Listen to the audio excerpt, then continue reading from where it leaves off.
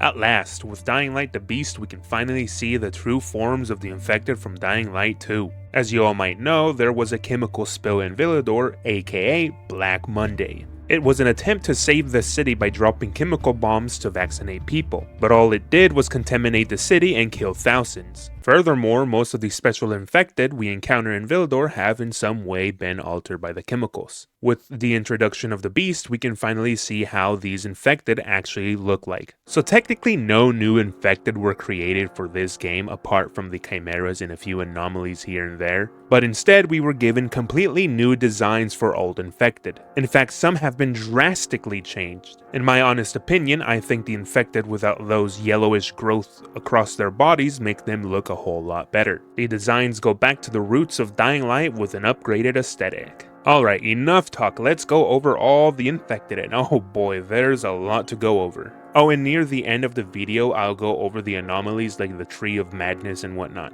We begin with the most common type of infected, the Biter. This infected has various versions to it like the Degenerate, military biters, armored, and gas tanks. They are all basically the same with different levels of durability to them, and I guess the fact that a hazmat biter can go boom. These guys are basically found all across Castor Woods. There are apparently 110 different variants of biters. They may be the weakest, but if not dealt with quickly, they can swarm their victims. Bober the Beaver. So technically this isn't a zombie variant, but I think it deserves its own slot. During the marketing of the game, we were introduced to Bober the Beaver, a person surviving the fall of humanity. However, if you collect all the necessary wood parts, you can fix his dam to expose his hideout. If you make it to his hideout, you will eventually come across him. There we learn the outcome of Bober the Beaver. Sadly, it appears he has now turned. The Virals. Like in the other two games, the Virals are recently turned humans. Therefore, they still retain most of their physical abilities. They are more aggressive and have basic combat. They are fast, vicious, but what makes them stand out from the rest is that they still retain some of their humanity. If enough damage is dealt to them, we can hear them start begging either for mercy or to kill them. Loud noises will attract these vicious animals. Banshees. Introduced in Dying Light 2, the Banshee resembles a woman with overgrown nails. These claw-like fingernails allow her to perch on other infected to pounce towards her victims. They are female exclusive and are extremely agile. In Dying Light 2, the Banshee had a variant called Hag. Initially, I didn't think the game had any until I discovered the quest for Yaga. This Hag apparently was created in one of the Baron's labs. Can only be found during the night. She has the same abilities as the Banshee with the added bonus of being stronger and more durable. I guess in a manner of speaking, Yaga is a failed chimera, or more specifically, she might be a predecessor to the chimeras.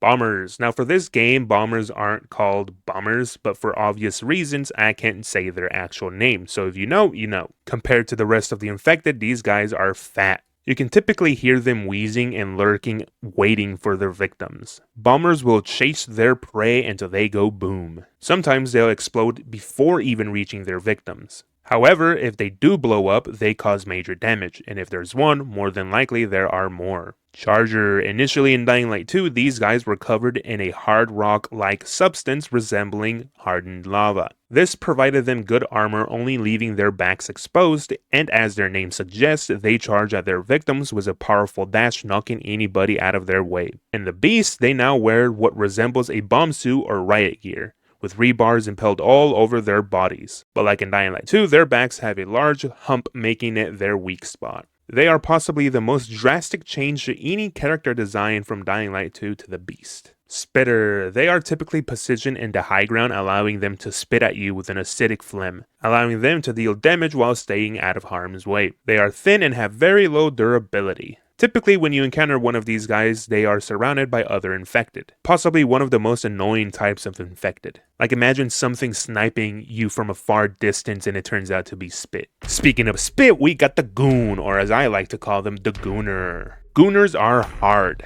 to take out. These guys have a lot of durability. They have a long, hard rebar with a block of cement. They typically swing it or slam it onto other infected, not caring about who's in the blast radius. They are slow but resilient, vicious but with a purpose. Possibly the most goated and my favorite infected. Sadly, the gooner did not get a chimera evolution. Imagine a gooner with 2 rebars. The possibilities. We were stolen from this greatness. Demolisher, the big boy, the caked up infected. These infected are the most durable. In Dying Light 1 and 2, they were seen typically wearing some type of armor. But it would appear these new Demolishers don't wear any, and in fact their bodies are ripped apart by bones protruding out of them. These guys can rip concrete straight from the ground and hurtle it at their victims. Like the Charger, they can charge and even unleash a wombo combo on any poor fool who gets close enough to them. Revenant, when I first initially played the game, I assumed this infected variant had been removed from the game as I did not encounter it anywhere. But when I did the first mission given to us by Starchild, that's when I encountered one. During the hallucination Kyle has, he is faced with a Revenant and various infected resembling him. However, I'm not too sure whether this Revenant revived any of the dead infected. It did jump around and spit, so there is that. I don't think it can be found in Castor Woods, but I could be wrong. But yeah, at least we got the chance to encounter one. Screamer. Oh boy, this infected is like the Charger. Its entire design has been altered and it now resembles volatiles. These guys might have come out of the asylum as they wear straitjackets. If a person gets too close, they emit this ear-piercing screech that does damage over time. Their screams summon Viros to their location and any other nearby infected. At first, I thought these guys only spawn at night, but oh boy, I was wrong. Honestly, I think the fact they resemble volatiles makes them more terrifying until you realize they have very low durability. Volatiles. What can be said about these guys that hasn't already been said? They are the apex predators of the night. The best thing you can do is to avoid them, and if you can't, run. Let's go over what they can do. They can spit, do parkour, pounce, and attack viciously. They have extreme durability and high damage output. Luckily, they only appear during the night as they have an extreme weakness to UV lights. They can start a chase and alert other nearby volatiles to pursue. They are the ultimate weapon of the Haran and TH virus. Now, I don't think these guys have a name and they aren't really an infected, but rather the first stage to a volatile. These are people who have, in a manner of speaking, fused with some type of flesh pit. Their bodies are beginning to transform into volatiles. That's why these guys can be found in volatile nests. If alarmed, these screaming volatiles will warn nearby volatiles of a threat. Okay, those are all the infected that can naturally be found in Castor Woods, but there is one more to discuss. I have no clue whether this infected is in the game. I'm like 90% sure it is, but I have not encountered a single one. The Bolter. I have tried, I have looked to no avail. Either this guy isn't in the game or I just can't find him, so please let me know if it's in the game or not. Either way, let's get to the second part, the Chimeras. I already have an extensive video about these guys, so if you want a better breakdown of the Chimeras, go watch that video. But for this video, I'll go over them briefly. The Reaper, the first Chimera created by the Baron. This guy resembles a Charger and possibly a Gooner, as its arm has been replaced by a weapon and it has a charging ability. This Chimera wears a gas mask and its weakness lies in its back. Furthermore, like almost every Chimera except the Wraith, the Reaper can summon other infected to aid it. Parts of its clothes have been ripped, exposing its muscular body. Also, another thing to point out is all the Chimeras are missing their skin. All except the Defect. This Chimera seems to be a failed attempt at creating the Behemoth. It's smaller and weaker and still has some skin on it. This guy can charge and jump, and that's basically all it can do. Possibly the worst Chimera design in my opinion. It seems to have the body of a Demolisher and the face of a volatile. The Mist. Wherever this thing goes, a large fog covers the area. She's basically an amped up Banshee or Hag. She does the same thing as they do, except for the fact she has a charging attack where she dashes at her victims. At times, when she prepares to attack, she summons a dust cloud to hide herself. Out of all the Chimeras, she seems like she shouldn't even be alive, as her entire body is emaciated. Her eyes are hollow and just freakish. The Behemoth. This Chimera is the perfected version of the Defect. Furthermore, this Chimera is the most common type of Chimera in the game. We encounter like 7 of these guys. They are just called Chimera, but come on, they're literally the Behemoth. This Chimera has a muscular body with bones protruding protruding out of its body. It's ferocious and one of the strongest enemies in the game. This chimera pushes aside a train crate and tosses cars aside like children. It is a relentless beast and has some of the highest durability in the game. The Toxin, a toad-like infected with the body of a Revenant. This enemy is unique compared to other spitters. This thing rips out those pustules out of its body and uses them like projectiles to injure their victims. Like the Revenant, it uses its agile body to jump across to protect itself. If a person does get too close, it does have a headbutting attack. The Matriarch, she's similar to the Mist with a few distinctions. One, there is no huge fog around her.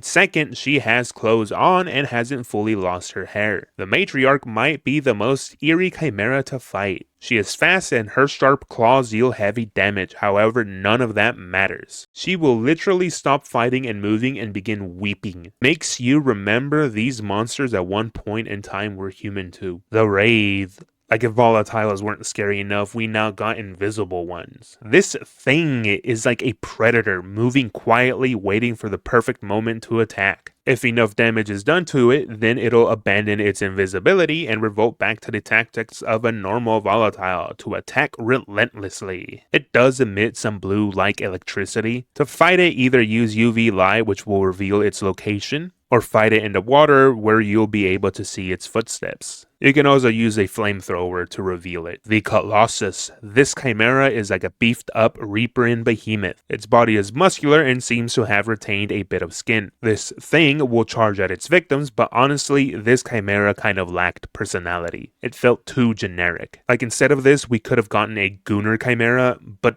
I digress. It wore a mask and torn clothes. It's possibly the easiest chimera to beat, as all you have to do is let it charge towards the chemical boxes and its durability drops. Those were all the chimeras, unless if you want to consider the Baron a chimera, but I guess it doesn't really matter since we're about to go over him. This section is the Sentient Volatiles, or more specifically, humans with powers. The Baron, using a serum he created, he transformed into a monstrous skinless volatile like chimera. His muscular body gave him strength and durability. With his increased stats, he pursues his victims, unleashing deadly combos. He has the strength to cause shockwaves on the ground by slamming his fists into it. Furthermore, if he takes enough damage, he will unleash a devastating attack capable of nearly killing its victim. He might have the most effective fighting style out of all the chimeras. Kyle Crane. After being infected by the blue serum, Crane turned into a sentient volatile. After being captured by the Baron, he reverted back to his human state. It is unclear if he actually turned or if he was similar to Aiden Beast state. In the end of Dying Light the following, he seems to have turned at the end, but this possibly was retconned. Either way, whatever the experiments that were done to him now allow him to utilize his powers without turning. Throughout the game, Kyle takes GSB samples from other chimeras and uses them to enhance his powers. The Exiles. These people were experimented with the same blue serum the Mother and Crane were exposed to. It's only a matter of time before the virus consumes them and they turn. However, their bodies are now pale and have blue eyes. Furthermore, they seem to have gained the same telepathic abilities the Mother had. In fact, Dr. Marin was able to further push their powers to the point where now Lydia is capable of controlling the infected. Aiden, once he was captured by the Baron, some type of experiment was done to him that altered his body. When we see him again, he's now ripped. Also, when he entered into his beast state, it seems a very small part of his consciousness remained, but for the better part, he acted like a wild beast. Sadly, Aiden has always lacked the ability to fully control his powers. His powers typically take over him, and Dying Light the Beast was no different. Alright, those were all the infected.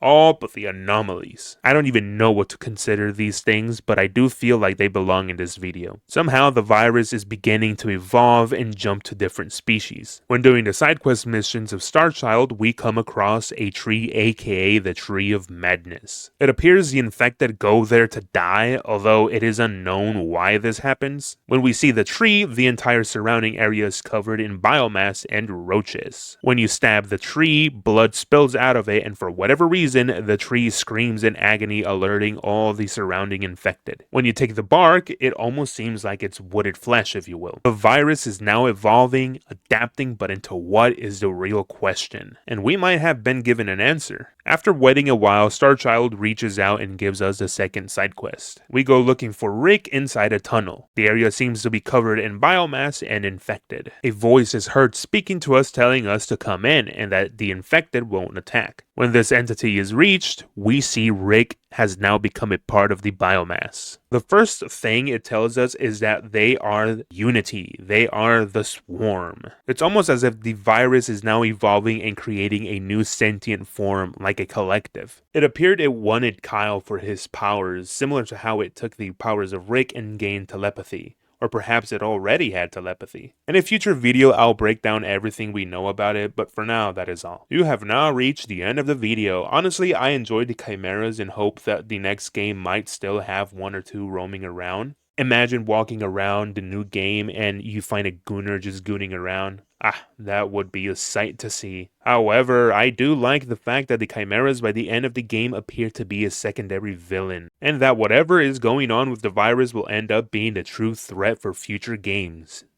That and the GRE. I believe these were all the infected. If I missed anything or got anything wrong, please let me know. Like, sub, or don't as long as you enjoy the video. Peace out, my gooners.